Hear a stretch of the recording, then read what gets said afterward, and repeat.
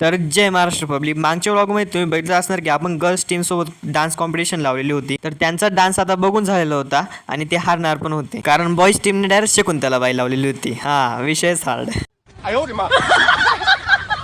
मग काय आपल्यासोबत राहुल पवार सर पण होते आणि केतन देवरे सर पण होते. मग आम्ही सर्वच एन्जॉयफुल नाचलो. तर आमचा आता ग्रुप डान्स चालूच होता आणि मी लगेच सरांना म्हटलं, सर जोरात नाचा जोरात. आणि आम्ही सर्वजण नाचत असताना डॉक्टर खतरनाकच नाचायला लागला होता.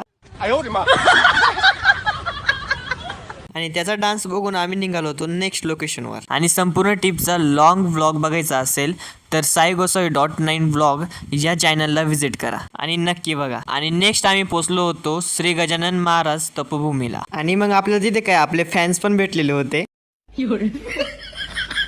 पण ते फॅन्स नव्हते तर आपले सिनियर्स होते. आणि श्री गजानन महाराज तपोभूमी या लोकेशनवर तर खूपच शांतता होती आणि सुंदर पण होतं.